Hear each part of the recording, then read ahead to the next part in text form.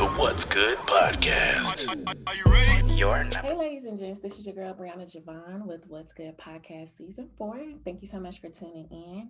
As you guys know, we do not have interviews, but instead we have genuine conversations. I like so that. let's get into it. Somebody told me I need to go ahead and trademark that. You It sound that should. good? No, you should. I like that. I like that Thank because you. that's how I feel about, again, not my interviews, quote unquote. I Mm-hmm. feel their conversations. I try to make them as open and easy flowing as possible. So I'm like that. Indeed. Thank you. All right. So, you've already heard the voice. Today we have an amazing guest. I'm super excited that he's on with me today. Of course. Today we have Jay Will. How are you? I am good. Thank you for having me. I appreciate it. Like I said, I typically don't get asked for whatever reason. People are afraid to ask me to come on their shows. So I don't know. So I appreciate you asking me. Hooray! He's here. So let's do it. As you guys know, we always start off with icebreakers. So you ready for your icebreaker? Yes, I am ready. Okay. What is the most happiest moment in your life and what made it so special? Wow, that is a good one. I would say the happiest moment of my life. This is gonna sound super corny and super like whatever, but I'm a workaholic. I love working mainly because what I do. I love what I do. Okay. So the day that I realized what I wanted, the day I realized that I wanted to be an entertainer is probably the happiest day of my life. I got forced to do a play at church by my mother, and I didn't want to do it. I hated every second of it until it was over, and I realized, wow, I really like this. I want to keep doing it. And so from Was there, this Christmas play? Easter, yeah, and they had me play Jesus, if you can believe it. Yeah. And so I would say that's the happiest day of my life because that, like, ever since that day, and I was 10 years old, since that day, my life has been dedicated to being the best version of myself and to be everything and accomplish everything I want to accomplish. So I would say that that's the happiest day of my life. That's so cool. What's so crazy? Last night I was watching 27 Bridesmaid Dresses or something like that. 27 Dresses. That's what it is. I love that movie. So at the very beginning, she had mentioned how a lot of the most genius people in the world found their niche at 7, 8, or 9 years old. You remember that? Yeah, I do. So do you feel like you can kind of relate? Oh, at yeah. 10 years old? Now here's the thing. Not everybody finds it that early. Like the people true. figure it out later on in life. You know what I'm saying? I'm considered weird by a lot of people who grew up with me because I knew very early on this is what I'm doing. That's where I'm at. I gave up everything. When I got to high school, I gave up video games. I gave up like going out to parties and going out to games. Serious? Oh yeah, I was super dedicated to being in the entertainment world. So I studied every day. I practiced. I was in theater, which I still act now, but I was in theater heavy. So I was studying books on writers and people who really revolutionized acting. And oh yeah, I was on it. So it was just a situation where you became focused. Yeah, because I realized everything else that was going on, I didn't care about that. Yeah. I mean, to be honest with you, I wanted to be a child star like bad. So that's another reason too. I wanted to be a cast member on All That more than anything in the world when I was a kid. I'm not even mad. And so I wanted to be on Disney Channel. I wanted all of that. So I was like, I need to be ready for it, but things got in the way of that, so obviously it didn't happen, and thank God it didn't happen when it did. I believe that everything happens for a reason. Indeed. I believe that everything happens in God's time. So I think the more you try to push and force things is the more he's going, okay, you're not ready yet, so I'm just going to keep holding you back. Nice. Well, with that being stated, because I was gonna keep asking more questions. Go for it. No, this is your show. I'm in your world. It's kind of a good transition because my very first question that I asked within our genuine conversation is, who is Jay Will? Oh man. So Jay Will is, actual name Joshua Wilson. Jay Will Joshua Wilson is dedicated. He is persistent. He is passionate, and he is insightful. One thing about me is if I don't know something and I want to know it, I figure it out. I learn, I research everything there is. I know everything there is to make something happen. Like that's just, so I'm insightful. I am loving, I would think if you would ask people that, I would think they would say that about me. And I'm happy. Yes, you are. Every time I see you, you always grinning from cheek to cheek. Yeah, I would say that those things describe me most. You know what I'm saying? I'm a hard worker, but I think I have a heart that people can, attach themselves to. Love that. Look at you. So, And these are not rehearsed answers, by the way. I didn't know any of these prior, but that's just so okay. With that being stated, ladies and gents, I do not send questions out. yeah, So yeah. this And was I not prefer it prepared. that way. And I prefer it that way. I like to get caught off guard. I think it makes it more authentic. That's what my whole goal is. Yes. So okay. So going back a little bit as a child, you mentioned that you knew off top what you wanted to do. Oh yeah. Would you say that your parents were in support of, hey, we know what our son wants to do. What do we need to do to help you get to where you need to be? So it's interesting for me when people tell me like, I will say this off top. I had a very privileged upbringing. Mm-hmm. I was very blessed in a lot of ways to not only have the friends I had, but the family I had, especially the parents I had.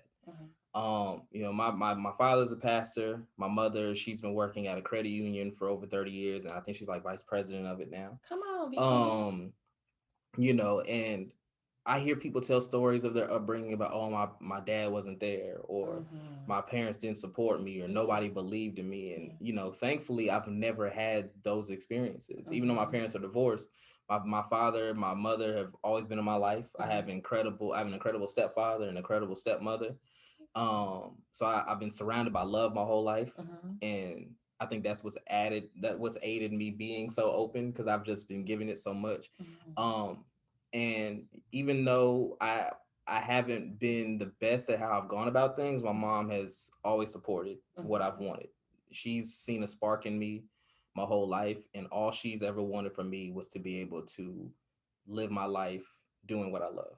Whatever it is, whatever it may be, she doesn't know how I'm going to get there. She just wants me to get there. And my dad, God bless his soul, he supports everything, even the bad decisions. He's just like, hey, just do what you got to do. And I think it's because my dad has made a lot of bad decisions, but it's made him who he is, and it's taught him everything he knows. So my dad has always supported me in the sense of, what you're doing may be stupid, but you're going to learn from it. I think those are the best lessons. Yeah, he's like, you're going to learn from it better than, like, I can tell you not to do something, but either you're going to do it anyway, you're not going to learn anything. So I'd rather you fall down and learn it for yourself.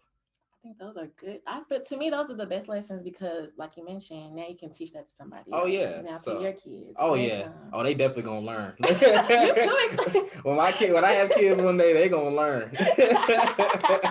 I love that. All right, so when it came to Child Star, now you mentioned everything in high school, you just cut it off. Oh yeah. I am now focused on this now. Oh yeah. What was after the Easter program? What was that next opportunity for you to continue in your journey? So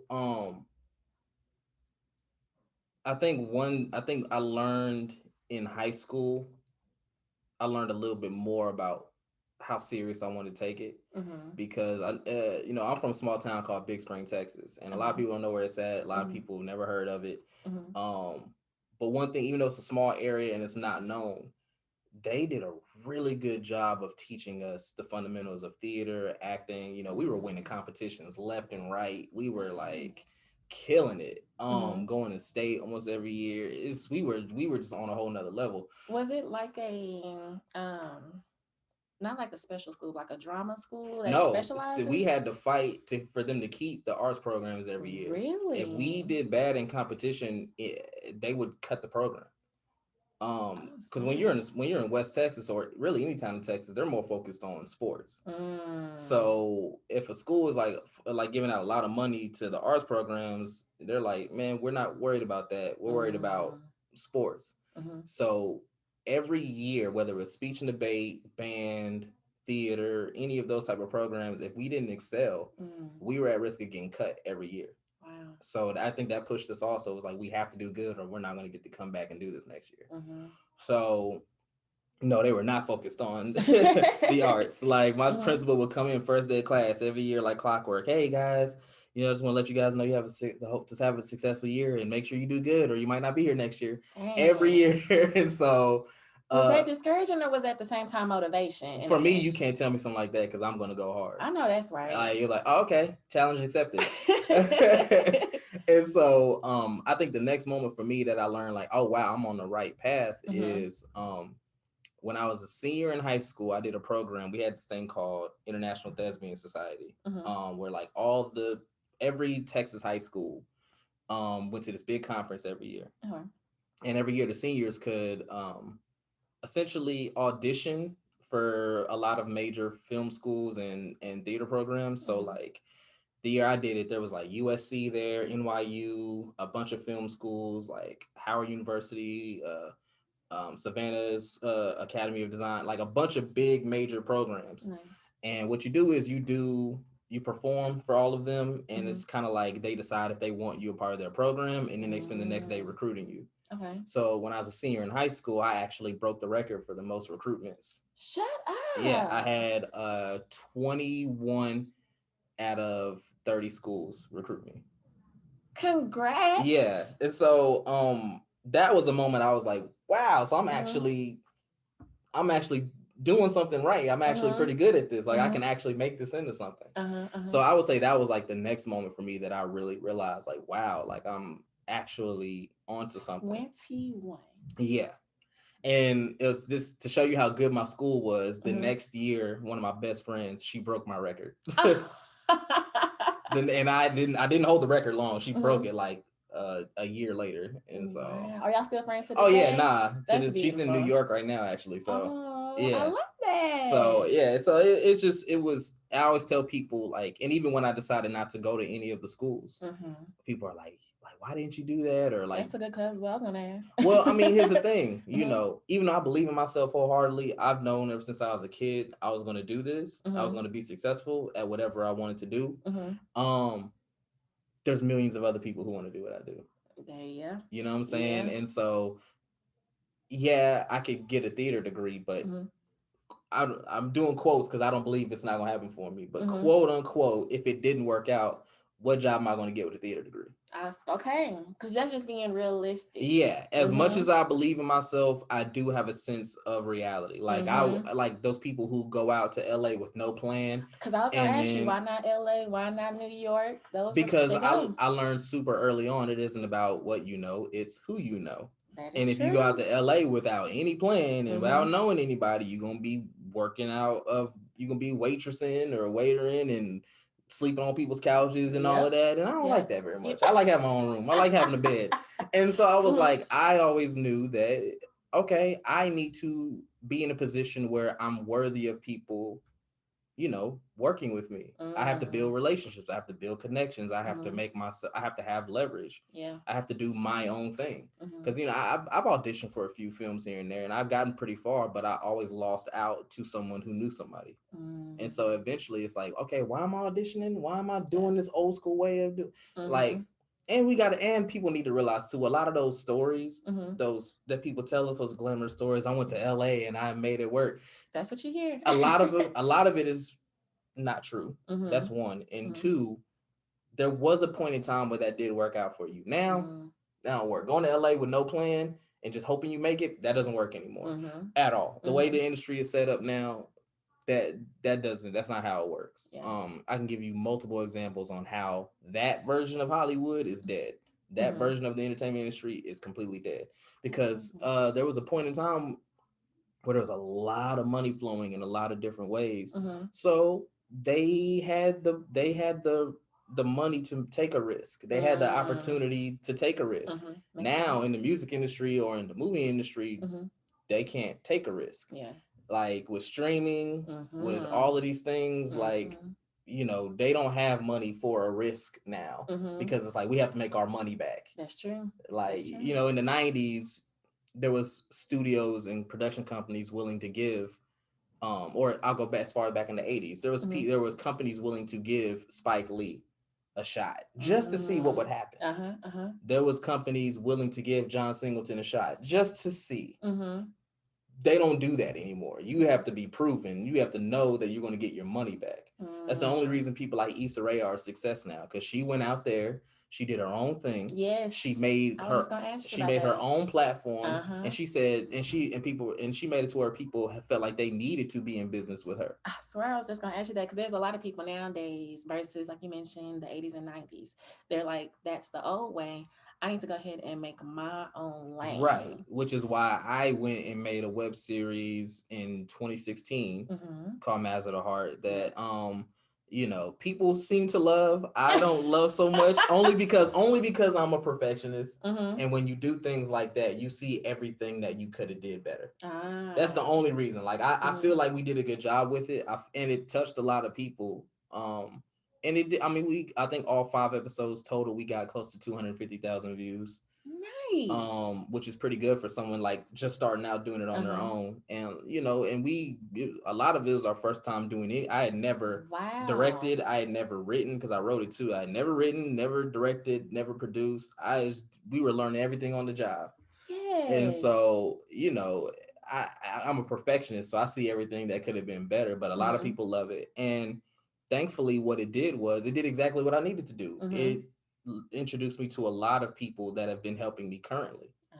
So now I'm in a position where whenever I feel I'm ready, there's certain things that I can do that I wouldn't have been able to do if I had never made Matters of the Heart. Right. Now my original plan was I wanted to blow up and be like Awkward Black Girl and then get me a deal at HBO. But what it did was it put me in a position where the right people were watching, the right people were invested. Nice. And now it's like, okay, whenever you're ready for your next step, we got you. And so I think that's very powerful as far as the relationships, as you mentioned. How are you? You mentioned 2018. That's your first film, right? No, it's 2016. 2016. Yeah. This is now 2021, and you say you still have those same relationships with those people. I think it's key to understand that, it's very important to stay in touch with people. Oh, yeah. What is not even a strategy, because it could be just as genuine as possible. How are you keeping those relationships with those people?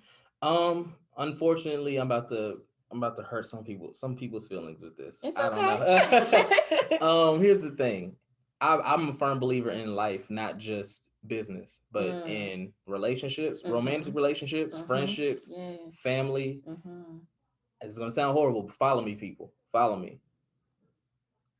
People will only deal with you as long as you're bringing value. It's the truth.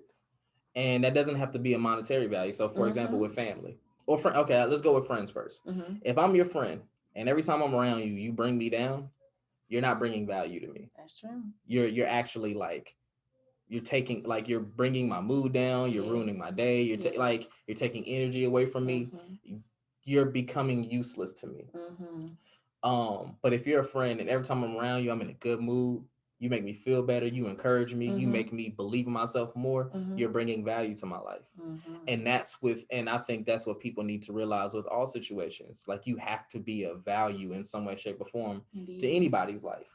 And so when it comes to business, I've just continued to be in a position where I'm of value to them. Or just simply, I have like one guy in particular, he was my first investor. He just saw something in me and just said, I just want to nurture that. Now, I know that for a lot of people, that's like, it sounds like there's strings attached. I can tell you because my mother was like, when I told my mom what he did for me, she was like, yeah, keep an eye on him because that don't sound right. But no, there are people in this world, they're few and far between. So I wouldn't trust anybody who says this. Please put it out there. But this guy's proven that he just wants to see me flourish. That's good. And so there's things he's done for me. There's things he's given me. There's ways he's helped me where he just says, I don't need that back. Just go ahead and do what you want to do and just keep me updated. That's beautiful. And so there are people like that out there. But for the most part, I've just been of value to these other people. What's helped is, I did, before I did my I'm doing a podcast now that's been going for over 4 years now. Because we definitely gonna talk about don't take it personal. But before that, I did radio. Yes. And for people in the entertainment industry, that's very valuable, especially at that time. I did radio from 2011 to 2016.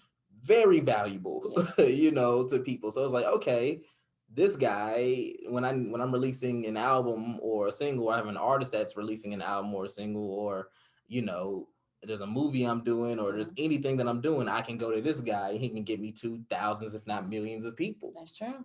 So that I bring value to them. Or if I get this guy to host my show, people will come out because people like him. That's true. So that brings value. So you have to constantly find ways to bring value to people. I think people who walk around expecting a handout people who walk around thinking like, oh, I'm talented, so people should just give me things. Yeah. It's not how it works. Like there's somebody, I always use it. Somebody, I can't remember who said it, but they said this years ago. There was somebody better than Jordan out there on them courts. Indeed it was. But they just didn't do the work. What Jordan did. They didn't do what Jordan, they didn't sacrifice what Jordan had to sacrifice to get to the position he's in. And so there's everybody, like I believe God, I think every person has God-given talent in something. Indeed. In something, well, no matter what it is, we all have God-given talent somewhere. And I think part of our reason for being here is to figure that out so we can give it to the world and be a blessing to others. I do believe that. Come on.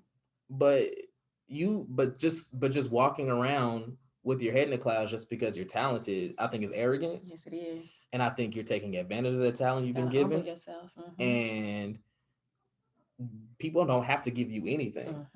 So I just know for a fact, like I don't go to anybody and ask them for anything unless I can bring value to them, unless it's a service I can pay for, or it's a service that I can, or just us being in partnership with each other helps both of us. I never try to come from an angle of I gain and you don't. Everybody has to win, or else you're going to, I think eventually down the road, let's say somebody does give you an opportunity without getting anything in return. How long do you think that's going to last? No. It's not going to last long. Not. So I just think that's what's helped me. That's a long roundabout answers. But I think what's helped me is that I just constantly look at every situation I'm in and I say to myself, how can I bring them value? I love that. Okay, so you mentioned a little bit as far as the radio station. I feel like I've heard the story, but I want you to give me clarity that this was like an accident. Completely by accident. Completely by accident. Because radio was never part of my plan. I was gonna be the next Denzel. I was like, what is this radio thing? So I moved out to the DFW area. I went to UTA, University of Texas at Arlington. And I had some friends in the radio department. And so I was just hanging out with them, just hanging out. And typically when I'm in a room full of people, I don't know, I think I get this from my father, who's a pastor, like I said, and just in general, my dad just used to be the star of any room he was in. When he's around a bunch of people, something in him clicks and he's just like on, and everybody is just like drawn to him. And so I was in there, I was making everybody laugh, I was cracking jokes, I was talking about music, and I was doing all of these things. And then the station manager walked by and he started easing in to hearing the conversation. He was like, you know what? You're pretty good at this. You want to have your own radio show? That's crazy. And you can't tell a guy like me, like, you can't ask me that. You mean I get to have an hour every week where I get to just talk about whatever I want to talk about? Sure. Why not? No strings. No. It was just because it was for the school. It was for the school radio station. They needed people. They needed people to like bring attention to the station, and they were just like, you seem like you'd be a good fit. Just Fridays at 4:00 you're on. It's like, okay, why not? And so that's really just how it happened. And prior to that, when I first moved, I moved here July 2011.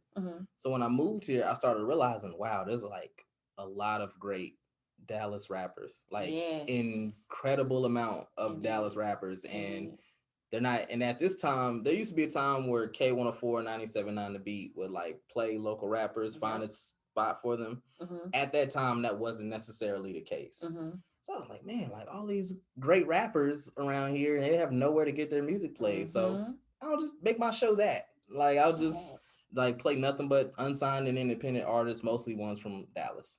And so when he said that I could do my show and I could do about anything, that's what I chose to do. And it just kind of grew from there to the point where a lot of local rappers started knowing about the show, started coming by the show. A lot of the people who were throwing shows and bringing artists down would like have me involved in their shows, like helping promote or hosting, and even letting me interview some of the artists. So that's how I started interviewing artists like Kendrick Lamar and A$AP Rocky, A$AP Ferg, J. Cole, and like being involved in shows with like Drake. And that's kind of how it started, because a lot of those, I mean, this is 2011 we're talking about. So Kendrick Lamar wasn't a superstar yet. Right.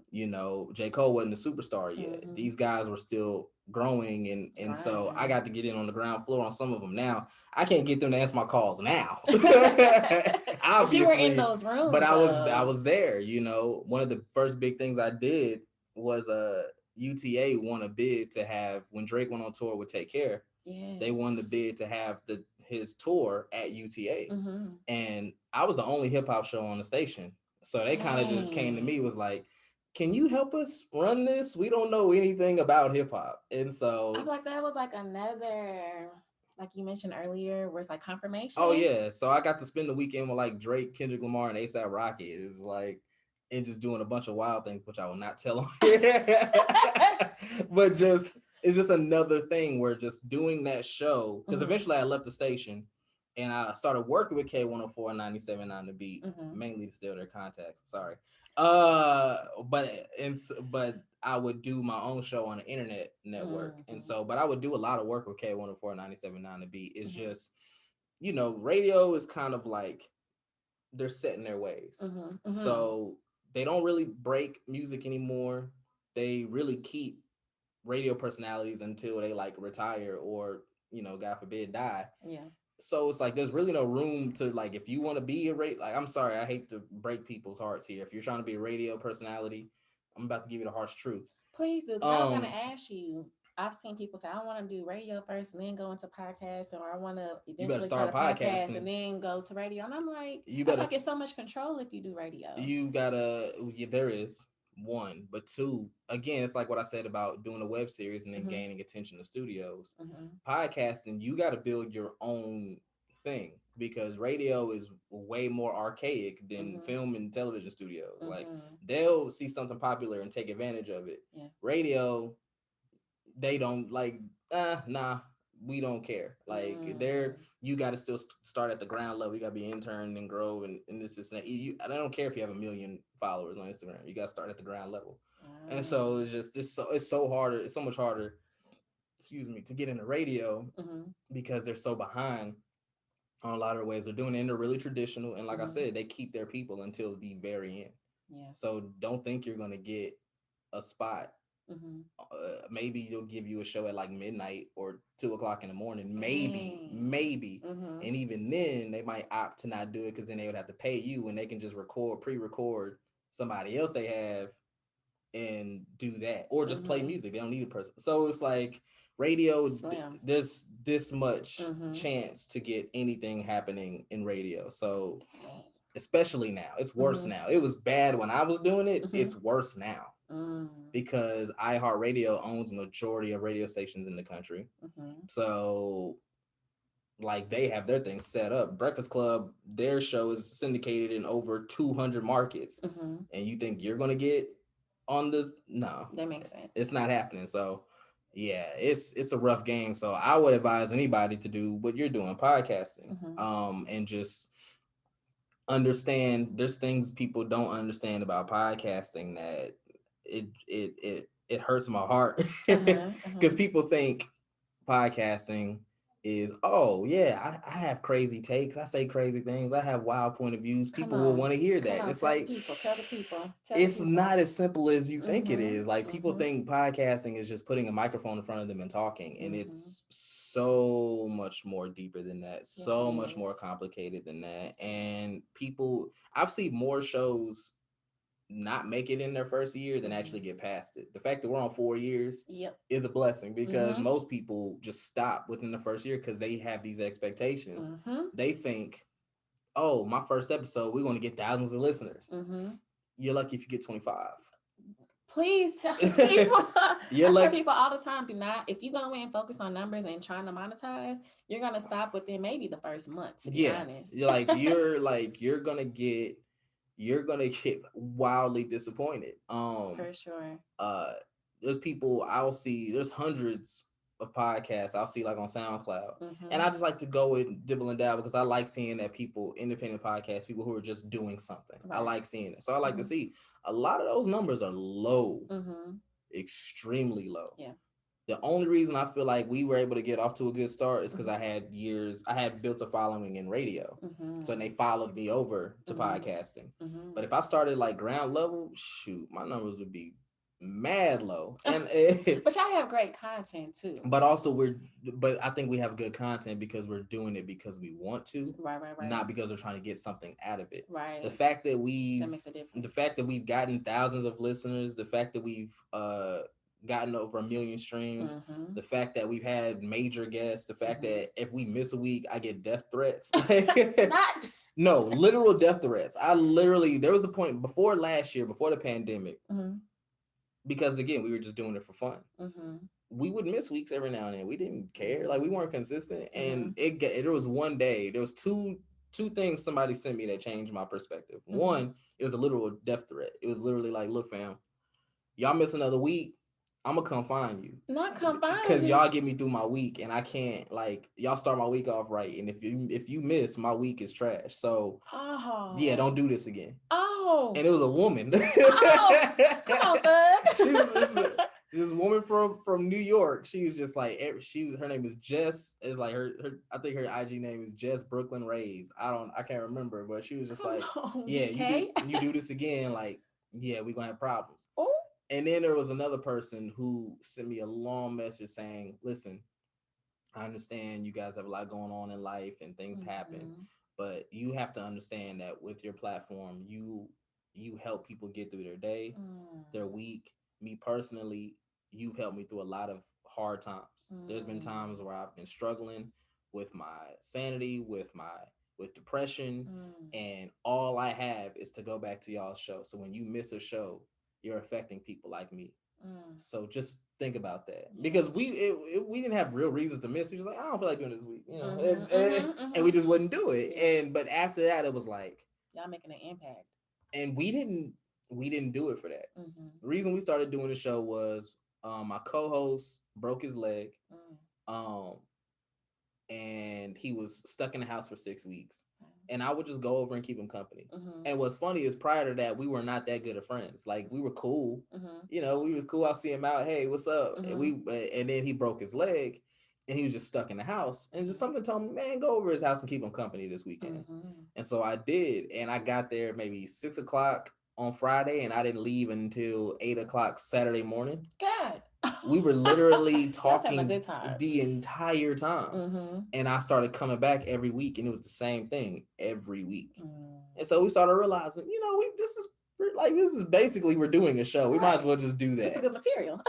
No, we were saying some dope stuff, and I was like, yeah, this would be good to just put out there. And so I had just got done doing radio at that time. I was like full focused on doing my acting and filmmaking. And I wasn't thinking about doing a podcast. It just kind of happened organically. So for me, when I tell people, the main thing I tell people is, I ask them, what's your reason for doing this? Because if your asked me that. Yeah, if your reason is to get attention, to get fans, to make money, then you already lost. Already lost, because you're not focused on making the best thing you can make. You're focused on trying to make money. And anything, again, that goes back to what I said about forcing things. I think when you try to force things, God blocks it. It's like, I'm not gonna let you operate recklessly in my name. Nope.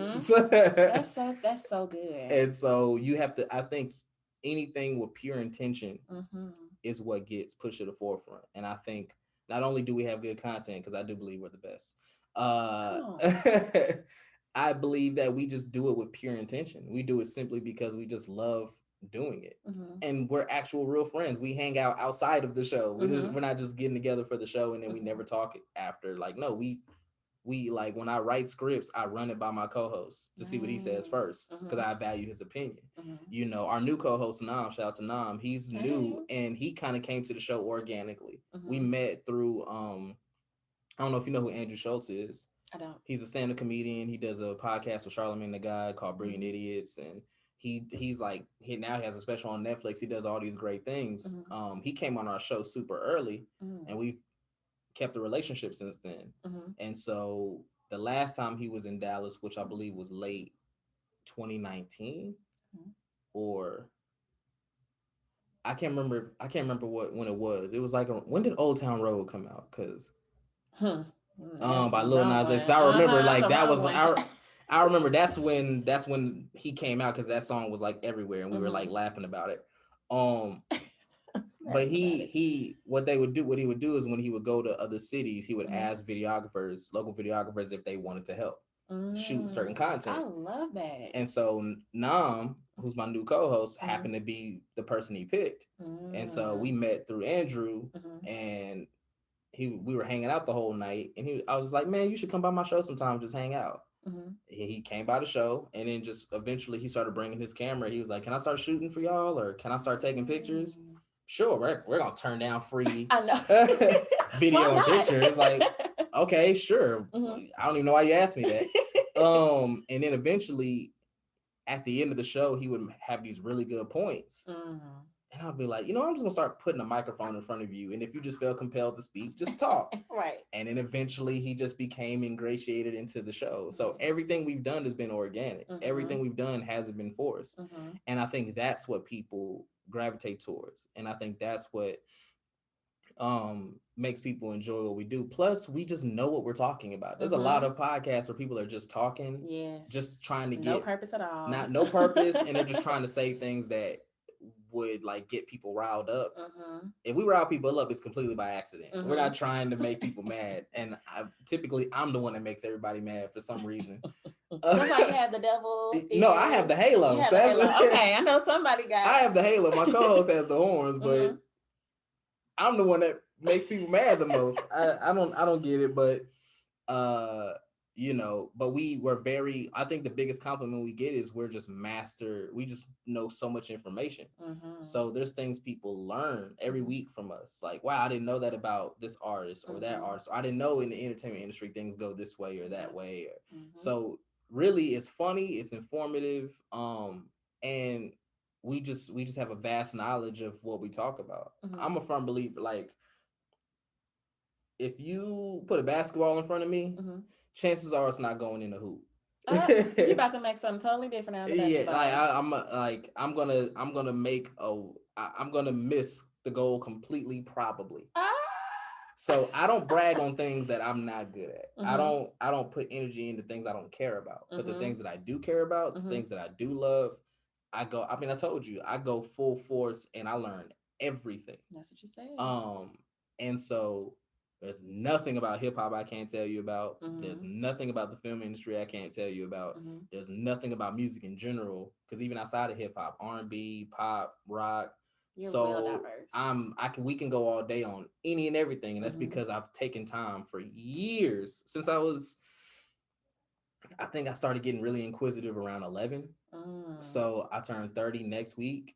So that's thank you. So that's 19 years of me just learning everything about the entertainment industry. Yeah, there's nothing you can't stump me on. Like, that's a long time. Yeah. I mean, was that derived from like your parents, like being influenced by music? Oh, it's definitely. My dad, he always had old school music around me. Always. So I grew up as a kid. My earliest influences are like, Stevie Wonder and Temptations and Earth, Wind and Fire and Marvin Gaye and like all of that. And, and my stepdad actually taught me a lot about 90s R&B. So Jodeci, Drew Hill, Blackstreet. My mom, she kind of was a conduit of everything. So I got a lot of things. A lot of my early babysitters were white. So I learned a lot about rock and country and pop music. And then when I got a little older, my cousins had to come live with us. And, my mom did not let me listen to anything crazy. So like it had to have it had to be the clean version. Okay. And it had to be certain rappers. She didn't put that restriction on my cousins though. And so you was her child. Yeah. So my cousins had the dirty versions of everything. Some of the wildest stuff you could hear. And when my mom wasn't around, they would sneak it to me like, hey, here, go listen to 3 6 Mafia, go listen to DMX, who rest in peace DMX also. Go listen to Cash Money, No Limit, Snoop Dogg, Eminem, Dr. Dre, Nas, Jay-Z. Like when my mom wasn't looking, he gave me everything. So I learned extremely about hip hop from him. And then as I got older, I had certain questions that no one was able to answer for me. Gotcha. Because they're not inquisitive. So they're like, oh, I don't know. And the worst thing you can tell me is I don't know. I hate the phrase I don't know. So would you rather them make up an answer? It's not that I was mad at them. I was just mad in general because I want to know. I can So understand it. that's when I started reading the credits on albums, the liner notes, reading who produced what, who wrote what, going on the internet and learning what the motivation was behind certain things and why certain things are happening. And then it's like, oh, I didn't know he produced that and that. Oh, okay. Oh, wow, he wrote this song, this song, this song. Oh, wow. And this album sold this much first week, and then this album came out on the same day when, like, you were invested. oh yeah. And so that's where my mind just constantly started going down rabbit holes of just information, and now I can tell you the most random stuff. That's crazy. Well, with that being stated, I don't want to move too far past don't take it personal. Tell the people what the podcast is actually about. And see, I hate this question because again, we didn't start with a purpose, we didn't start with the plan, we just started. And literally you're going to get a different show every week. Like the shows, well, there's no particular theme, there's no particular through line. It's just a matter of, now I know I said earlier you have to be prepared and you can't just like talk in front of mics, but that's essentially our thing.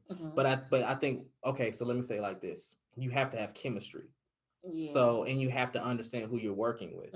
So when we first started the show, we were super planned out and super like proper, and the shows were horrible because my co-host, he's more off the top of the head. Like he's more like, he works better whenever he's not thinking, when he can just say what's on his mind. He's actually a really good rapper, and he's an incredible freestyler. Like he actually, first time I met him, he made me laugh super hard, and then went outside and beat every rapper that you know of in Dallas in a freestyle battle. Like it was just crazy. Jeez. And so he works. Shout out to Cash. Yeah, so he works better off the top of his head. And so I learned eventually, like, okay, don't come prepared with him. Just, I'll be the prepared one. I'll kind of have an understanding of where the conversation needs to go, and I'll direct him. So it's more so our relationship is kind of like star player, coach, or star player, point guard. Like I'm great at assisting. So now the show has become, especially with Nam, because Nam is kind of a wild card, and he's 23, so he doesn't understand PC yet. He doesn't understand what politically correct means. He hasn't been approached in the streets before. I have, so I know certain things you can't just say. He ain't learned that yet. And we in the pandemic, so ain't nobody gonna just walk up on him. So for me, I would say that my job has been to just understand their strengths and play to them. Like I feel like on any given day, I could say a lot or I could say nothing, but I know how to facilitate the conversation to make sure, you know, everything happens the way it's supposed to. I like it. So I can't tell you what the show is about. I can tell you this. I will give you this. You will get some of the most philosophical point of views on love, on heartbreak, on music, on film, on entertainment in general. You will also get some of the most philosophical things on life in general, week to week. You never know which episode you're going to get it on, but you're going to get a mixture of all those things, or just an abundance of a few in every episode. So think of it as, what is it like when you and your girls get together and y'all just hang out? We just catch up. I mean, what is it like when, if you're a man listening to this, what is it like when you're hanging out with your boys and y'all just are talking? Yeah, it's that, but a little bit more how can I say, insightful. Because there's a lot of times people who talk about hip hop, they don't know what they're talking about. They're just talking and they're just giving their opinion. We can give you our opinion, but we also can give you facts to back it up as well. That makes a difference. So when I say we're the best, I don't just say like locally. I say anywhere. You play our show next to Joe Budden, next to Brilliant Idiots, next to The Read, next to whoever you love, Joe Rogan. I'm gonna tell you, I'm gonna say to you, we're the best, and I believe that wholeheartedly. I'm not just and here's how you know I believe. You mean that. and here's how you know I mean it, because I didn't start saying that until about 6-7 months ago, and we've been going for over 4 years now. So for over 3 years, I didn't talk like that. For 3 years, I realized we needed to improve. I realized there was things we need to get better at. I realized there was ways that we need to grow. I'm very self-aware. That's one of my best traits, I believe, is that I'm very self-aware. So I didn't think we were the best. Now I do. And I say it any chance I get because I believe that. and I challenge you to prove me otherwise. Come on. And unfortunately, you won't. You said you like a challenge. The first thing you said is that you like a challenge. I like it. I challenge you to do so, and unfortunately, you won't prove me wrong. I can just see the passion. I wish y'all could see it. Y'all will see it. Yeah. So it's just. But these are things. But again, like I said, I only talk like this with things that I know. You said it. That I'm great at, and that I can actually provide a service in. Like these, I don't talk like this about everything. Like I said, you put me on a basketball court, you're not gonna hear me talk like this. You're gonna be like, man, we're about to whoop you, Josh. I'm like, yeah, you probably right. It's going down. I'm gonna try. I'm gonna go down swinging. But nah, you.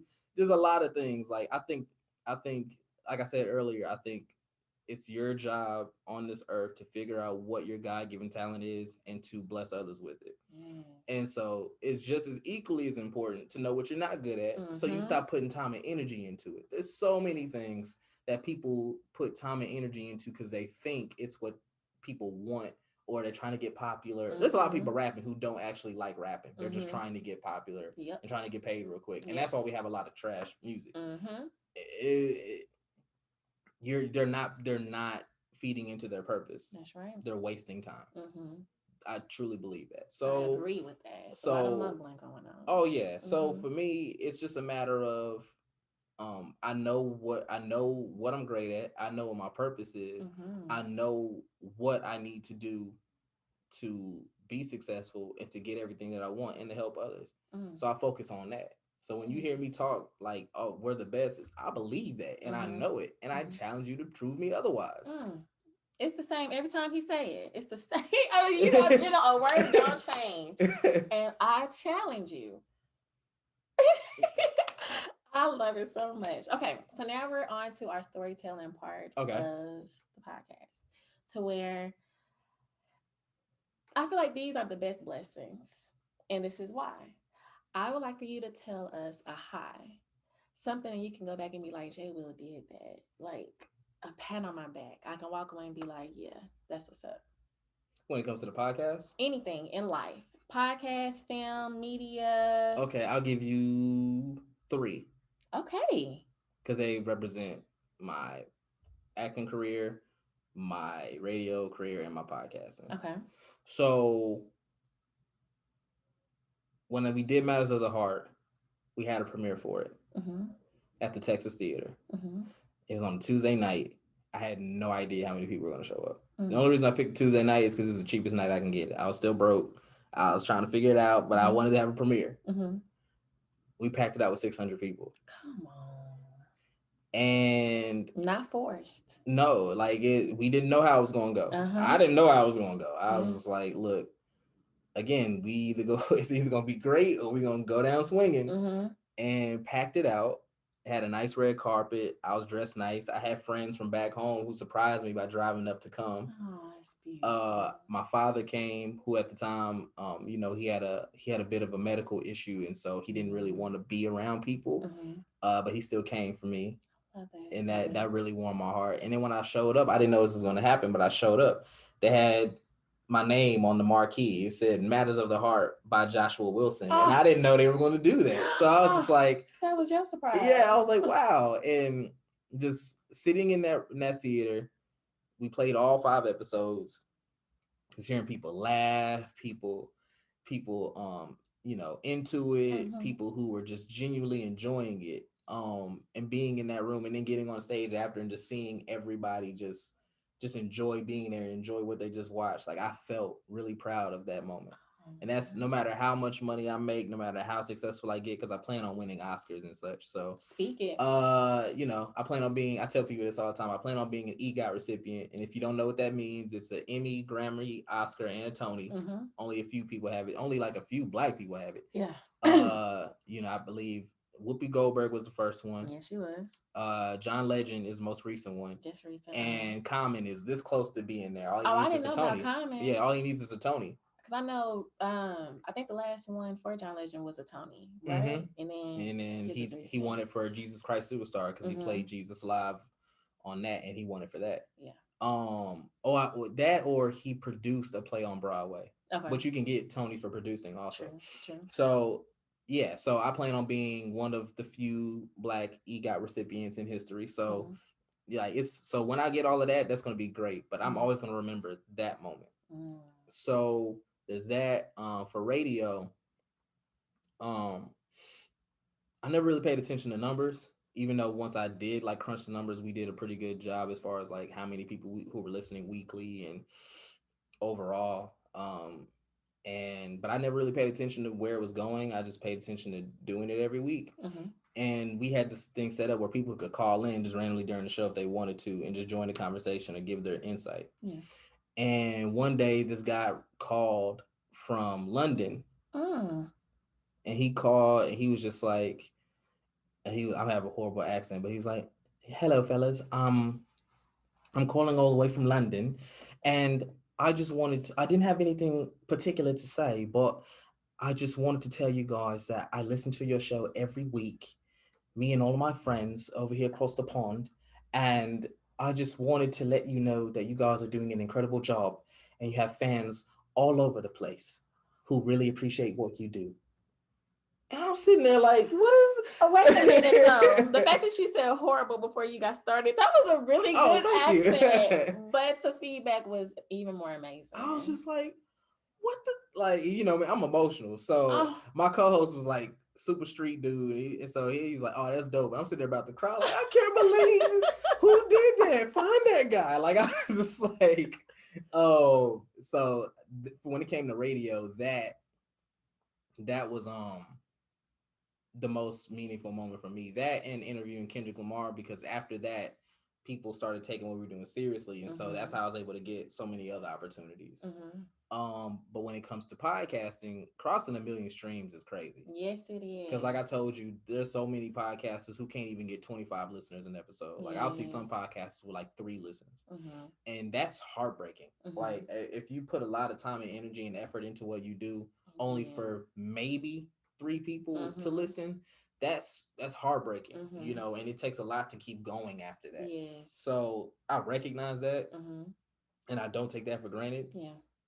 So when we crossed a million streams, when we crossed like cumulatively on all platforms, over a million, like our show has been listened to or watched over a million times. Mm. Like that just showed me that we're doing something right and that people actually Yes. care. Mm-hmm. So I would say that those moments are the ones that really just, so far in my life have really just made me believe that, I'm onto something and I'm doing Mm-hmm. something right. Mm.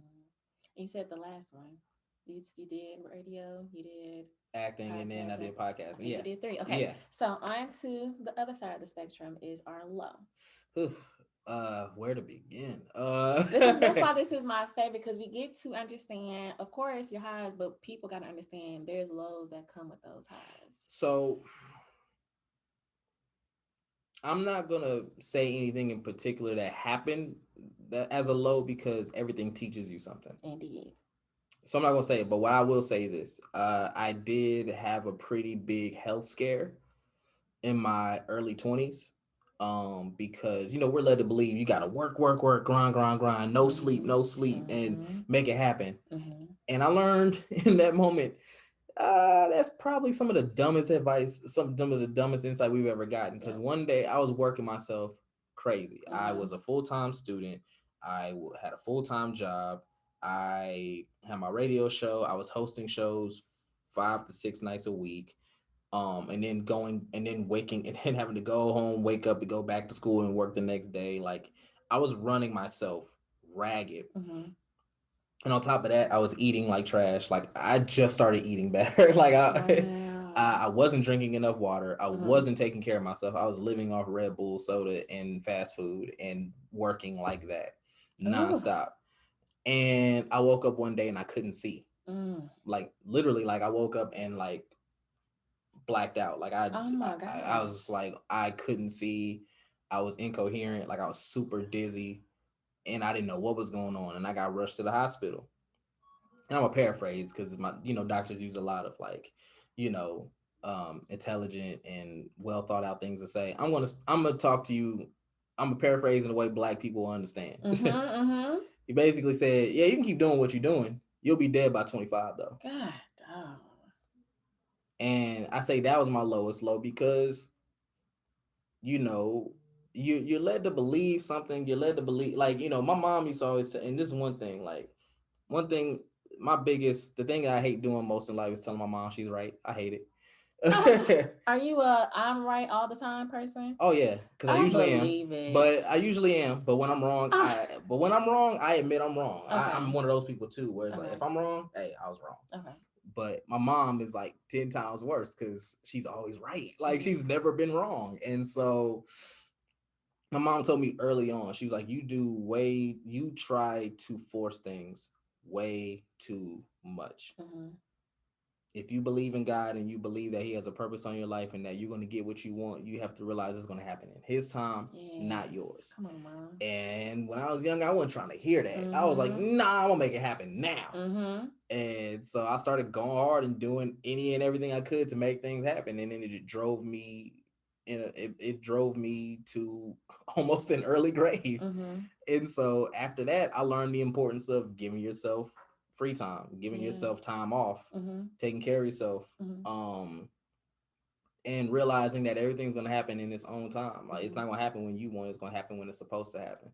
So Wow. stop trying to force everything. Just focus on the work, focus on doing things, and focus on giving yourself time and space to do you and focus on you and give yourself a break and Mhm. be around people you love and Mhm. do things you love outside of, because I had a hard time learning what I loved outside of what I was doing because I Mhm. never gave myself, you know, Room to do room to that. learn it, Wow. and so, even that, I guess you could say, is a low, but it taught me to really shift my life and shift my purpose and really give myself, time to Mhm. really just understand who I am. And therapy's been really helping me with that too. I've been in therapy for almost a year now. Good for you. But just give myself time to really, like, take things in and take a Mhm. break and enjoy what God has to offer. Because one day you're Good gonna for wake up and you. realize, like, everything passed you by. Mhm. So I guess that's a horrible answer because it's not really a lie. I No. turned it into a high. I guess I No, because that's what was don't. my next question is like the push through part of it. Like you mentioned, you have to change Yeah. your mindset. You have to figure out what was your purpose again. Like going back to what your mom said, Mm-hmm. nothing is going to be forced. Nah. Anything out, I had to preach this to somebody the other day. If it's chaotic, that means it's not meant for you. Nothing with the result of just chaos and then it's just difficult, that's not supposed to be for you. Yeah. Whatever God has laid for you is supposed to just go with the flow. Now, I'm not going to say it doesn't require effort. That's And that different. you're not going to have some hardships, Right. because you will. I Yes. think that's meant to test you on if you Yes. really want it or not. Exactly. But if it's just continuous chaotic, push you in the hospital, and then it's just too much going on, you need to fall back, recharge, Mm-hmm. reset, and figure out, okay, what are my next steps? Go Right. back to God and figure out, hey, this is what you planted in me. So what do I do? Because right now I'm not doing it. Right. And you have to, if you're asking God for something, realize you might not get it when you want it, Indeed. but you're gonna get it. Mm-hmm. I'm learning that, even that, like, I'm still realizing that, like, there's something that, I prayed about like a year ago. Mm-hmm. I got to a point I didn't even want it anymore, and then it happened, and it's like, oh dang, like, I didn't even want this. Like, I Mm-hmm. could have did without this. Mm-hmm. Mm-hmm. But it's just like, you got, again, be careful what you wish for, be careful what you pray for, Mm-hmm. and I mean, be prepared for what comes with it. Indeed. Okay, well, I'm excited. So, for our interviewers or radio personalities or people in film, media, etc., because you have your hands in a lot. Yeah, and I'm actually trying to take my hands off of some of it, just because. Yeah, Really? because, you know, jack of all trades, master of none is a real Mm, thing. Like, you yeah, can really do too many things and not give the proper amount of attention to certain things. that's true. So there are certain things I'm trying to take my hands off of, but I'm, and I get this from my pops. Like, I just, I'm a workaholic. Like, I just Mm-hmm. try to, and plus, I'd rather blame myself than to blame someone else. I'd rather fail Mm-hmm. than to look at you and be like, you're the reason why I failed. Mm-hmm. I'd rather just take it on my chin than Mm-hmm. I'd rather not look at you differently because you messed something Right. up. Mm-hmm. I'd rather just mess it up myself and take the blame. I see. That's why, like you mentioned with the analogy, you being the coach. Yeah. I like that. I'd rather be at fault than for you to be at fault, Mm. because, again, even with you being at fault, I take blame for it, because, like, I should have put you in that position. Mm-hmm. That In the should have been first on me. place. So I have a hard time of letting go because it's like I don't want to give you the opportunity to let me down. I don't, and maybe that's something I need to work out in therapy again. I told you I'm in it, but maybe that's something I need to work out in therapy. I don't know, but I don't like giving people the rope to strangle me with. I don't like giving people the opportunity to let me down. I just don't. I'd rather let myself down because I take things personally, which is the ironic thing about our show because it's called Don't Take It Personal, but I take everything personally. And that's why it's hard. That's why I advise you also don't do business with friends unless y'all really have a situation worked out because it can get bad quick. That was what I was leading to with the people that's listening. What would be one free advice that you could give them? One, because I got a lot. I don't mind giving advice. I told you I don't mind telling people like what I've learned. But I would say the biggest piece of advice is honestly, if you don't care about what you're doing, if you don't actually want to do it, don't do it. Just don't, because you're wasting your time, you're wasting other people's times, and you're wasting God's time because you could be focusing on what you should be focusing on, but you're over here doing this other stuff, trying to get attention or trying to get money. And if you're doing everything right, money's gonna come. I've lost a lot of money. I've lost more money than I've made in my lifetime because I just believe in what I'm doing. But it's because I love what I'm doing and I believe in it and I believe I have a purpose in it that I don't mind doing that.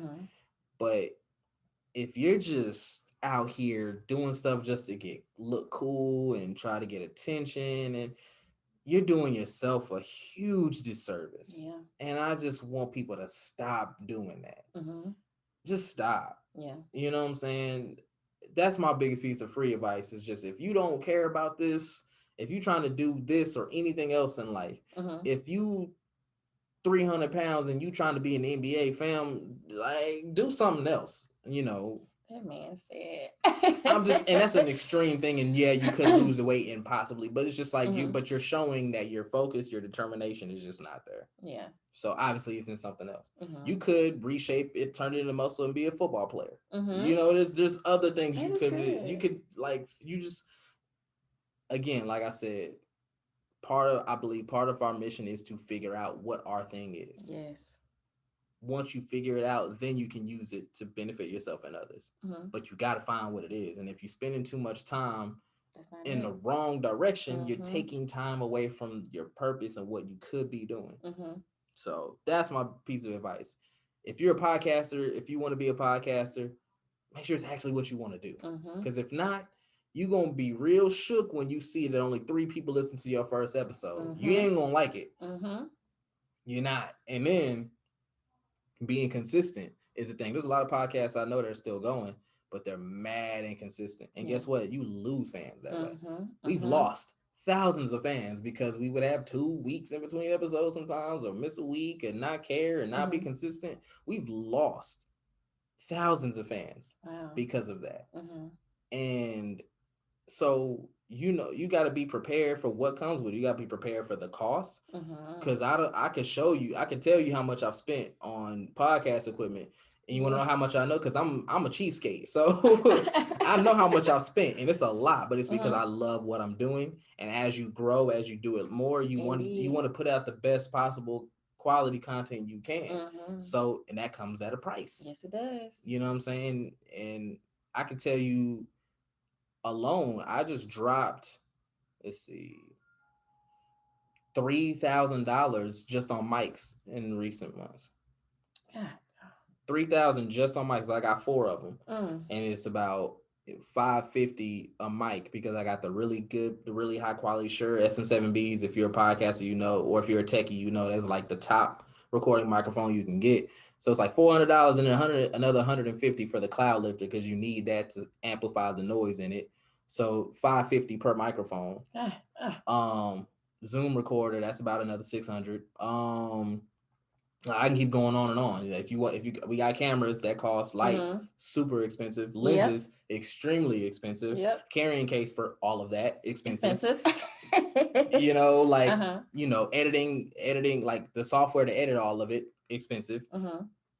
It like, so you got to be prepared for all of that. That's like if true. you I respect videographers and photographers because you realize how much they pay Yes. for that equipment, Yes. and you want them to do a video for free. Yeah. Like yes. what? Yes. Yes. Like nah. Just realize that if you want to do this, there's a lot of time, effort, money that comes with it. So just, if you don't want to do it, just stay away. That's true. If you don't want to do it, That's true. don't do it. Save your money, go do something else, what you really want to do. That's my piece of free advice. I could piggyback on that so much, but that was not my free advice. That was your free advice. That was really, really good. Okay, so tell the people how they can keep in contact with you, how they can listen to Don't Take It Personal, right? Any upcoming film projects. So that I gotta keep quiet about. Okay. Because there are some things in the works. I was excited. There are some things in the works, but so I'm gonna keep quiet on that. But as far as following me, I am JWill ETC on everything. That's JAYWILETC. The podcast is DTI Podcast 1, and that's where you'll find Don't Take It Personal. Even with us, like, even we've gotten better in certain areas, but we're still growing. Like, we're about to do way more video content, way more. I hate social media, so I barely post on social media, but it looks so good. It looks so good. I appreciate it. And so we're gonna be posting more on my personal end and on the podcast, and way more video content, way more clips, way more activity. It's just we just had to get to a place where we were ready for it and wanted to do it. Pandemic last year got in a lot of people's ways. My original plan for last year completely shattered because of what happened, and you just got to readjust. That's true. And if you really want it, then you will. That's true. And we've had to readjust. That's good. Okay. So, as you guys know, we always end it with a motivational moment. It could be a Bible verse, a quote, anything that sparks my eye. Bring it on the show and share it with the people. Okay. And so when I read it, I talk about my thoughts. Okay. And then you share your thoughts. Okay. Usually, I'm going to give myself 99% of the time it goes with the conversation. Well, I've talked a lot today, so I will not fault you for that. Excuse me. So we'll see if this one, to me, it goes with it, but we'll see. This is by Theodore Roosevelt. Do what you can with what you have, where you are. So when I read that, I kind of just want to go back to the conversation that we had with the whole podcasting, film, and things of that nature. My thoughts on that, and this is just, like I mentioned, my advice is that you don't have to start off big. You don't have to come into the situation with just thinking that you know everything. My whole thing is with that, as you mentioned, he went in with the situation. This was just based off the conversations that me and my homeboy have. We have great material. Why not share this with other people? We know that it fulfills us, it may fulfill other people. And so for me, when it came to my podcast, I didn't look for monetizing. Many people came to me and was like, you need to start charging. You sitting down and people are, advertising their businesses. This is, and I'm like, that was not for me at that time. You know what I'm saying? For me, it was just me getting to know Dallas, because I was in Houston, that's where I pretty much my adulthood, because that's where I went to college. When I came back to Dallas, I had no idea what was going on. I didn't know anything because I left at 17. So for me, it was like 17 till 23, 22, or whatever the case may be. I was out there and I knew everything about Houston. Even when I moved back home, it was like, I'm going back on the road because I don't know nothing here. Yeah. And so for me, it was like, sit down, figure out what's going on in Dallas, talk to the community, and be out there. Now, what I did not know, it was going to end up on this type of platform, but it was something that came so natural for me. Me having conversations, that's why I put genuine conversation, because I really, really mean that. I just want us to flow. I just want us to have a good time, and I just want us to vibe. So for me, it's like, just start where you are.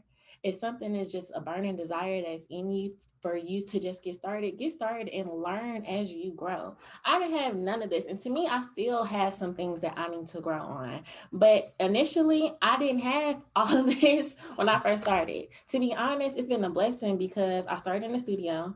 My cousin, she allowed me, my second season allowed me to use her office. Third season, now I'm at Java Lavender and they sponsored. And it's just been a blessing because I've been able, for one, to keep relationships. And then for two, going back to what God wants me to do. I understand with this, it just comes so natural. So just start where you are and just progress from there. Your turn. Wow. I don't know. How do you follow that? I don't even. I don't. I gotta like do a joke now or something to break them. Cause I don't know. Like, oh man, that was beautifully said though. And one thing you got to give yourself credit on too is you did something that I think is very vital. Is you put yourself out there. I met you through Kayla. Yeah. Kayla introduced us, and it's because you were. Is she your cousin that you were speaking of, or somebody else? Okay. Like I met you through Kayla, who shout out to Kayla. That was the studio, Wolf Nation. That's Wolf Nation, shout out to them. Because one thing that really helped me on my podcasting journey is connecting with other people. And Kayla was very instrumental in connecting other podcasts and like helping people like, oh, well, they do this so y'all can work together. She was really good at that. And shout out to Kara and Mish from Millennial Love. They're not doing the show anymore, but they were the first people to really start doing podcast meetups where they would just grab podcasts in Dallas and like, let's all get together and get to know each other so we can all has such a beautiful self. Help each other out. And so what you did is you put yourself out there, and that's something that's vital as well, is putting yourself out there. So I just think you should have added that to your spiel, because I think that's very important, and that's something that you got to give yourself credit for. Thank you. Because a lot of people won't do that. So for me, I don't. That was so beautifully said. But I will say this: my favorite quote, and I've said it before, but I say it all the time because I think people need to really understand this. My favorite quote is, "You are who you want to be," and that's saying that it doesn't take time to become the person you want. It doesn't. You don't grow into. You're already that person. It's just up to you to supply that person with what they need to accomplish what you want to accomplish. A lot of that is self. A lot of that is like, walking into a room and being confident enough in who you are and what you represent and what you bring to the table to walk in that. And so I see a lot of people say, oh, I got to get money to do this, or I got to like, no, you're already that person. You already got the tools. It's just up to you to bring that out of you. Like, and I can't, for what that is for me is different than what it would be for you or for anybody listening. My purpose is different than hers and everyone else's. So it's up to you to really walk in that and figure it out. You know what I'm saying? For me personally, like I said earlier, I've been in therapy for almost a year, and that's helped me out in a multitude of different ways. So for me, that's helped me. But even prior to that, I was still walking in it. I just felt you just need to keep, every day you grow, every day you mature, and everything you add, every tool you add in your arsenal is meant to like help benefit you even more. And so that's kind of where I'm at with it. But again, I'm thrown off because I don't know how to follow what you said. Like, that's all I got. Thank you. Drink your water. I don't know. Like, drink your water. I don't know, man. I don't know how you follow that, man. Like, well, this is the end of the conversation. Did you have any thoughts? Any last minute tidbits? Anything you feel like you left out today? I think it's very important for the people who are watching your show and listening to your show to know that I can genuinely feel the passion that you have for this. Even before I got here, like that's what really drove me to want to come on your shows, because I see it and I feel it. And I think people who listen to this show and watch this show should find value in the fact that they're watching someone like you living their purpose. Thank you. And that's the same. I'm just so happy. I kind of fanned out when you had told me. I'm not even gonna lie. When I first met you, you was like, "What's good?" Yeah. Oh yeah. I was like, nah. Because here's the thing. I paid like I pay attention to everything. Like when I was in radio, whenever anybody like new popped up. Now, when I did radio, it was more from a like competitive standpoint. It's not like that now. But when I was doing radio, anybody who was doing like a radio show or any type of media, I was like, let me know who they are so I can like, check them out. So I can check them out and let me just see like how I can fit, like, make sure nobody can take my spot. Like that's kind of where I was when I was doing radio. But even doing that, I ended up getting cool with a lot of people who were doing that, and ended up being able to help them. Now I do the same thing, but I do it just because, I mentioned the people, Kayla, Kara, Mish, they were so open and so willing to embrace me and what I was doing and to help me and help others. I was very moved by that. And I just recognize what podcasting has done for me and how it's allowed me to express myself and gain connections with people. One of my best friends now is a woman from Ohio that I talk to almost every day. You know what I'm saying? And she's like a big sister to me. And I met her because of podcasting. Nice. And I have so many stories like that. One of my best friends is another woman from New York, and it's just, this has connected me and with so many people that genuinely bring so much value to my life. And it made me allow me to express myself in so many ways, and it's helped me with so many opportunities. I want other people to feel that. Yes. So I pay attention to everybody. I pay attention to any, especially mostly in Dallas, but any podcast that pops up, I pay attention because I want to see I want to see where they're going with it. I listen. I want to see how they're doing. I see, do they need assistance? Do they what do they need? Like there's a friend of mine. She's just now starting a podcast, and all of my podcast equipment, I'm gonna just go and like let her use it whenever she needs it. So it's beautiful. So it's like I knew who you were because I pay attention, and it's mostly just because I just want to see what's happening. I like to be aware. I'm a researcher. Like I said, I'm a researcher. I like to know what's going on. And so, no, I have been paying attention to when What's Good popped up and you being around and people talking about you and me just doing my own digging. So if you're in podcasting and you're in Dallas, I probably know who you are, even if we don't talk. Just because I'm aware, but also because I like to be of service. And I told you when I first came in, people are like afraid to ask me to do their show. And some of the reasons, I'm not even going to say some of the reasons here because it's going to make me sound like I'm like bragging on myself. But it's just the reasons people tell me are so opposite of how I am that it's kind of just, it's kind of hard for me to take in. Because you are so open. I'm like anybody, there's never been someone who asked me to do their show and I said, nah. Like that's never happened. Yes. So people are like, I'm afraid you're doing this and you've accomplished this. Like, you're talking about my accomplishments, not me. Right. I don't, because here's the thing, like I learned when I did radio, because I used to have a really big confidence and self-esteem issue. I used to have a really big issue with that. I didn't know who I was outside of what I was doing. And honestly, I didn't like who I was outside of what I was doing. And so first time you met me, I'm listing off my accomplishments. Like I did this, and this. Just I wanted you to tell me I was special. Like I needed that from you. Once I got to a place where I didn't need that anymore, I don't even like you knowing what I do. Like, if you don't already know, I don't want to tell you. Yeah. Because obviously I'm not working hard enough. If I have to tell you who I am, if I have to tell you what I've accomplished, I'm not working hard enough. So I'd rather just know that, oh, they don't know who I am. Okay, well, I'll keep working. That's good though. You know what I'm saying? Because I'm the type of person I am. I like to just move and like let me just do me. Yeah. If you know who I am, that means I'm doing something right. Right. And if you don't, then it is what it is. It is what it is. For real. and there's a lot of things I did for Dallas hip hop culture from like 2011, 2016. Guess what? No one knows or cares. So it mattered to me and it mattered to those people. But that's what it was. It was meant for that point in time. Indeed. If it didn't make it past that point in time, then cool. Like, so I learned like, yeah, like you do these cool things, cool, but there's always gonna be someone who doesn't know you or recognize you or understand what you've done or accomplished. Yeah. So why are you walking around with that on your shoulder like it's a badge and people don't even know? That's true.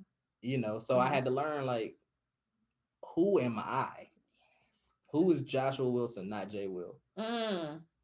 And that's why I said that in the beginning of the show too, is like, I don't even really like people introducing me as Jay Will, because it's just like, that's not who I am. He said, yeah, this is Joshua Wilson. Yeah. So yeah, like that's kind of how I operate now. I'm not mad. I just want to say thank you for coming on. Of course, anytime. Like, this was a blessing to me in so many ways. I'm glad I could be a good guest. Well, please support Joshua Wilson in all things that he does. Fam, when it comes to the podcast, The fella does it all. So please support this fella I because appreciate it. like he mentioned, he will support you. So give it right back to him. I appreciate it. But we just want to say thank you if you're listening to this morning, noon, evening, or night. Have a great one, and thank you for listening to What's Good Podcast.